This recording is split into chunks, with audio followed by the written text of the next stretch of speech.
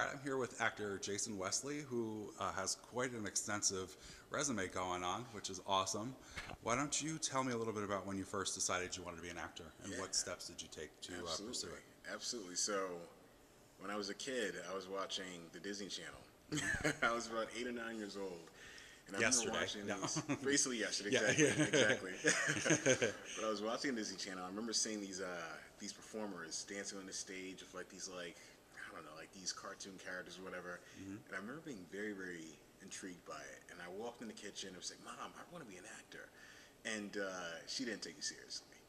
She's a great mother, but she just didn't But take yeah. me seriously at that time. But then I started doing a bunch of school plays and Hmm. whatnot, and loved it. And then my last year in 8th grade, we did this one Christmas play, and I had this lead role. It was a comedy, and I remember I had this one bit at the end where I'm supposed to be like completely in shock, essentially. Hmm. And I flew out on stage, and I had this big bit, and I remember the crowd just went absolutely wild. Yeah. Everyone's applauding and clapping and whatnot, and I just remember laying on that ground with my eyes closed and just hearing it and just having this huge rush Hmm.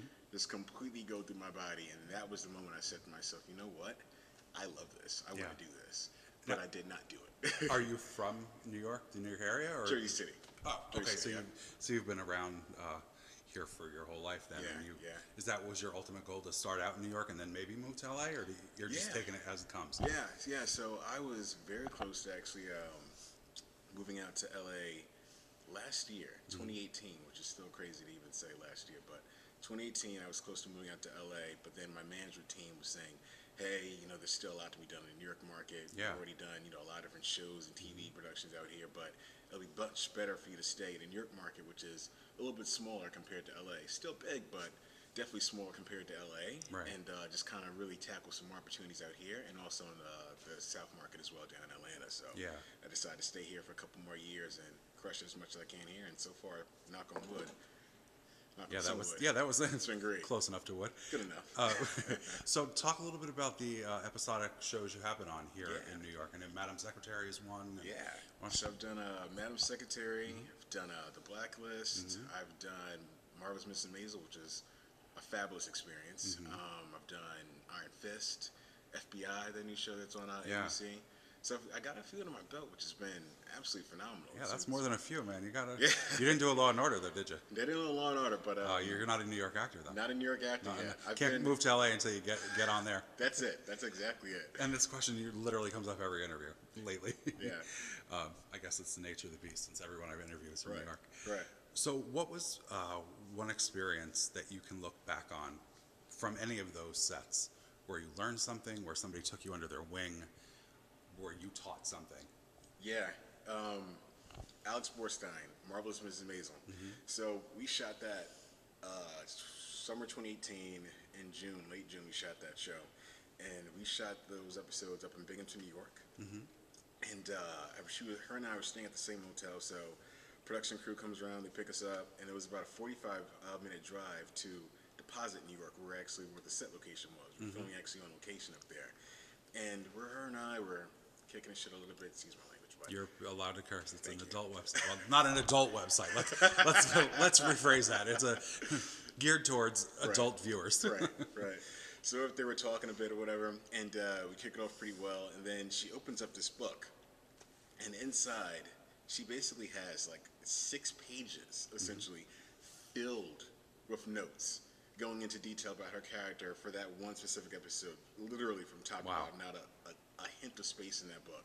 And I was like, I'm going there like, hey, like, are those your notes for this scene? She's like, yeah, that's my notes for the entire episode. I'm just basically analyzing my character, how I should act, the types of comedy I should bring to the scene and to the episode, and just to see that level of detail from an actress who's been in the industry for decades. Yeah. I mean, she's been on, Saturday Night Live, Mad TV. She's been, the voice of Lois on Family Guy, Marvelous Mrs. Maisel. She's done tons of things, and to see someone of that caliber still taking their craft that seriously and having that such a passion for it. That's dedication. It's dedication, exactly. It's impressive. So definitely, I think watching her and how she performed and how she had the prep work behind everything was something that kind of stood out to me. And she was fabulous to work with as well. Absolutely fabulous. Awesome. Have you had any mishaps on the set? Have you done anything that stopped production, or you tripped, or? Well, almost drowned in the ocean once. Well, that sucked a lot for It's good enough, right? the insurance people. Yeah, that works. How'd that happen? That'll do it to you. So we were filming out in Fire Island, on Long Island. This independent film that I was filming last year, and there's one big opening scene where I'm laying on this beach, and the background to the scene is I'm supposed to be washing up on the shore, coming from like a foreign land or whatnot. So I'm laying on the beach, waiting for the camera to start rolling, and out of nowhere, this huge wave comes in, crashes down directly on me. My eyes are closed at this point, so I didn't even see it coming. Yeah. All the water rushes into my mouth. I get pulled out to the water a little bit. The sand goes in my mouth. I'm like, oh my God, what's going on? That's crazy. It was absolutely. Did they have to come rescue you? No.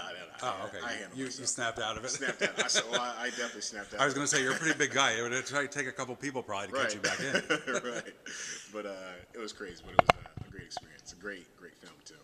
What was your first professional credit? First professional credit was...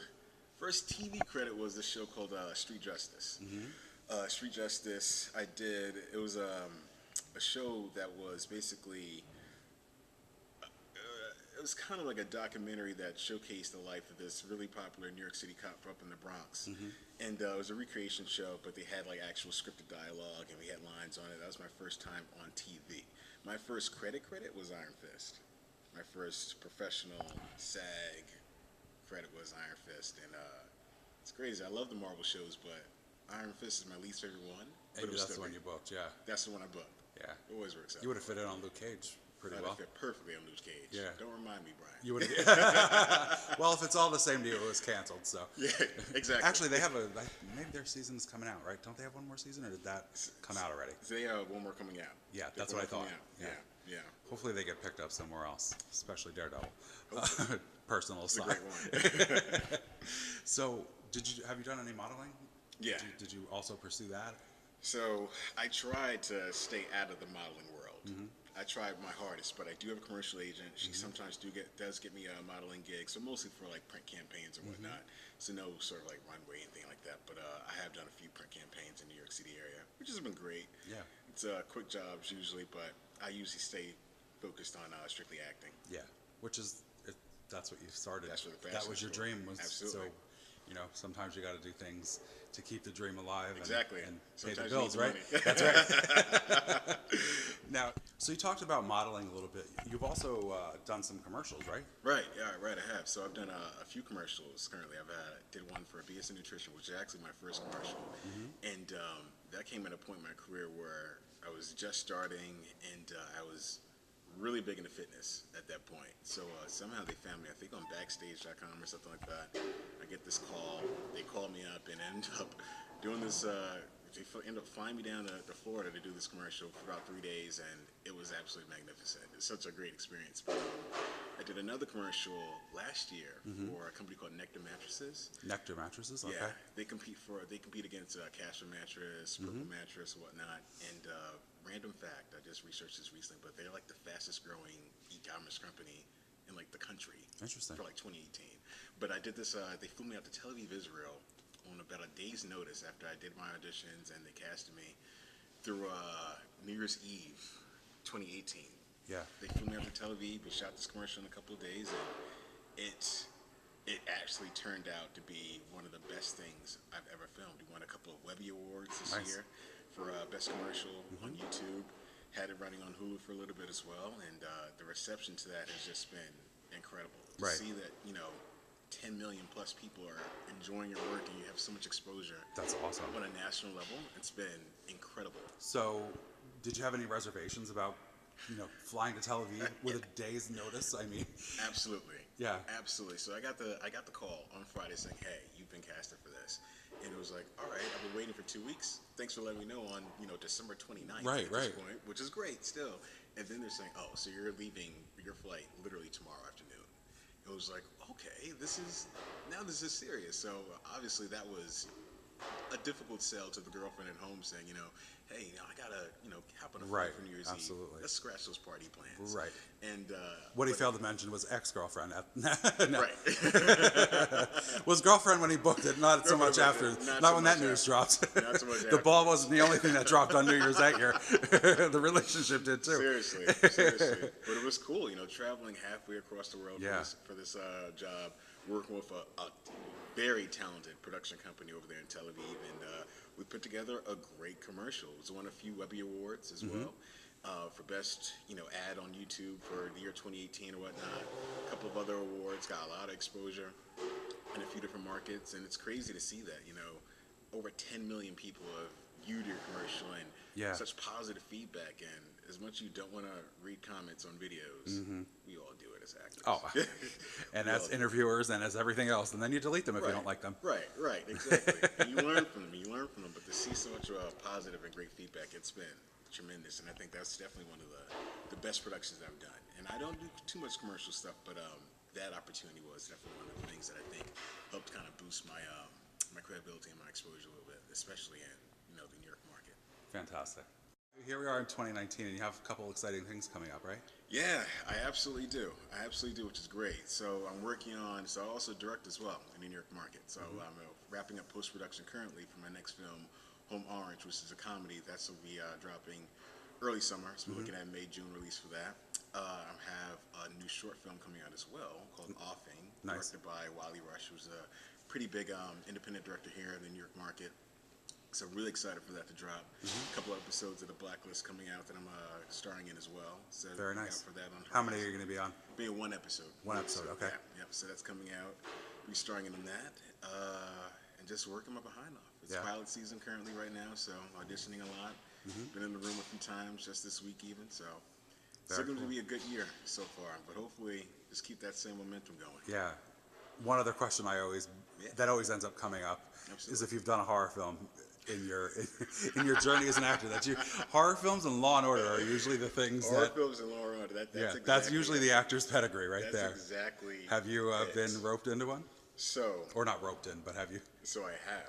My first film that I actually directed was a horror film. Okay. Now, this was not my idea to do a horror film as my first film. I love horror, but I would never say, hey, I'm going to direct a horror film. But a great writer of mine from the New York area wrote a really great script, and he decided to also have me direct it and also play as the lead role in this horror film where actually I'm the killer in all this. So That's a it nice was- change of pace than usually Right. the gay or the black person or the Asian Exactly. person or Exactly. whatever one usually gets killed off first, whatever This time, minority the is black gone. man's doing the business. Oh, there you go. That's You'll teach them, right?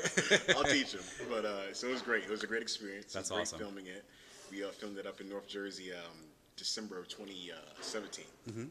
Released it last year. Won a few awards on the film festival circuit, which is great. That's really awesome. which is really awesome. For you as a director or for you as the star or For us directing. that's Won great. Best Picture in a couple. Won Best Horror Film in a couple. Won Best. We're nominated for Best Writing at 2. That's amazing. So it was a blessing. That must have been some accomplishment for you. How did that feel? I mean, obviously it felt good, but for a first talk about film- validation. Yeah, for a first film to direct, especially for it being a horror film where you don't want to be too campy, you don't want to be cheesy. You want Right. to create that tension, but not have it be just jump scares or whatnot.